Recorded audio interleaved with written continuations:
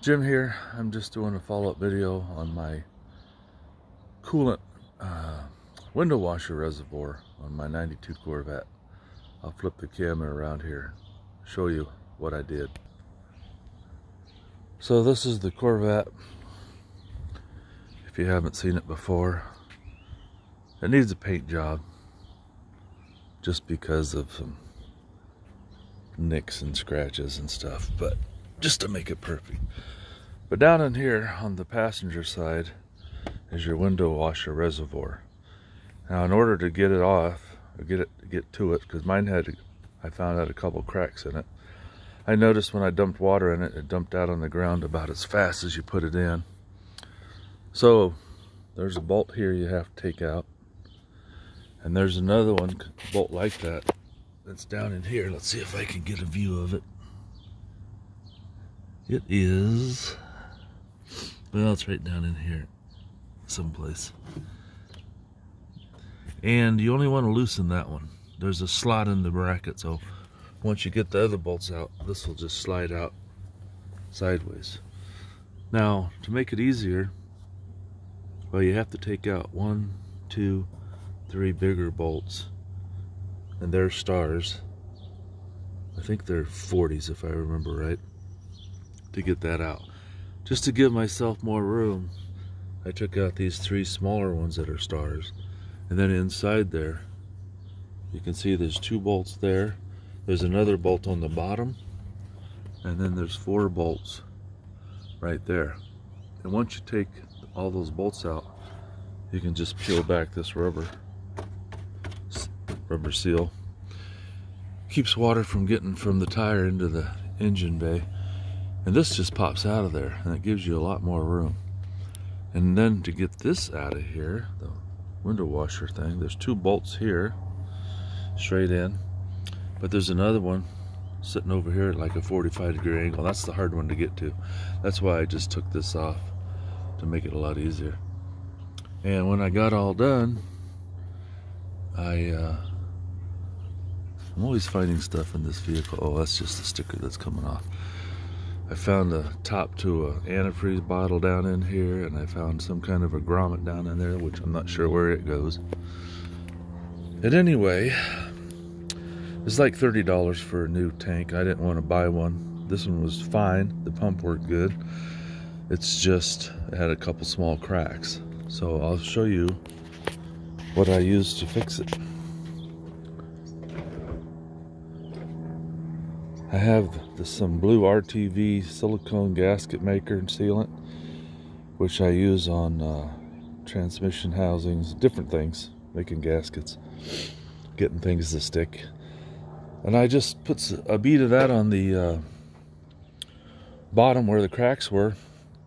First I put it on one crack and let it dry for an hour or two, put some water in it, and I held my finger over the hole where the pump goes, and the water still was leaking out. So I looked, and there was another hairline crack. So I smeared some more of that sealant on there, let it dry for an hour, put it in, filled it full of water.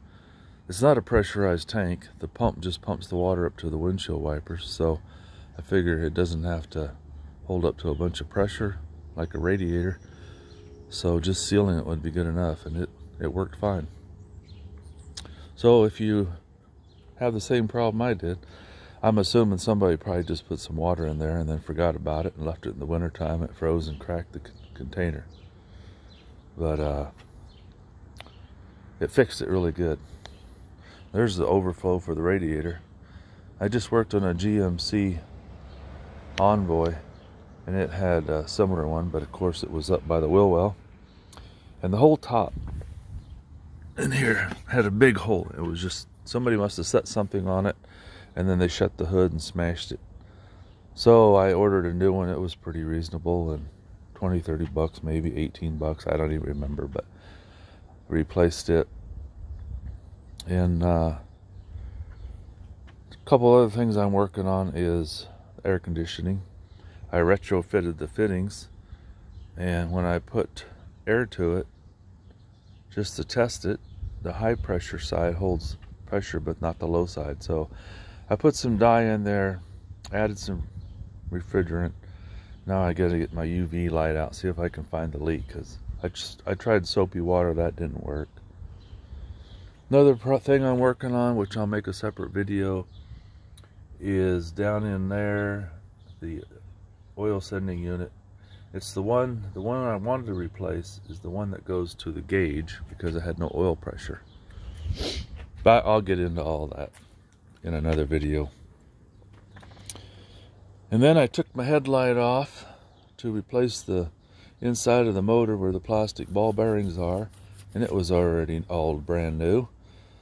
So I started tracing wires, which I should have done originally, but I thought I heard the motor running, and I found out it was the motor over there on the other side that was running. And one thing I'll just mention, if these things are working, when you rotate them, turn them on and off, this thing will spin, and you can see it spinning. This is how you can turn your headlights up and down if they don't work. That's your manual control, which I did not know. I'm learning all this stuff. So anyway, I traced wires. As you can see, somebody had cut all the wires and just spliced them together. And what I ended up finding out, there's a module that goes to these two wire clips, and it controls the headlights and running lights and stuff. In fact, this is the casing for the module. I took it apart, took it inside, and I was trying to see if I could see a bad weld or solder joint or something, but it's beyond me, so I'm just going to order probably a used one, because they want $600 for a new one. I'll get a used one, put it in there, and then I'll have two headlights that work. They both turn on, but the driver's side doesn't rotate, and I'm not going to get out here and rotate it manually, I don't think. But the module works as far as turning on the headlights. It just doesn't rotate the motors. Anyway, maybe I'll make another video about that. It's a work in progress. That sensor back there is a real pain in the you-know-what. But I did find an easier way to get to it. You take this cover plate off that goes over the fuel injectors. It just pops off, which gives you a little more room. And then I ended up taking this booster, some kind of a vacuum booster that's hooked up to the intake manifold.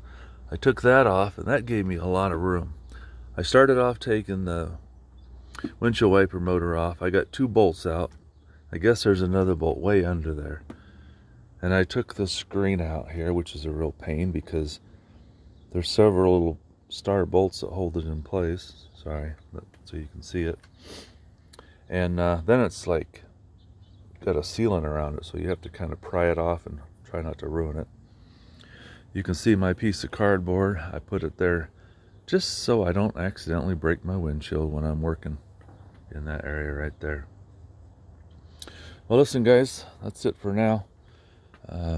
I'll make a few more videos as I go of things I'm fixing and try to find an easier way to do it. Good luck with your projects.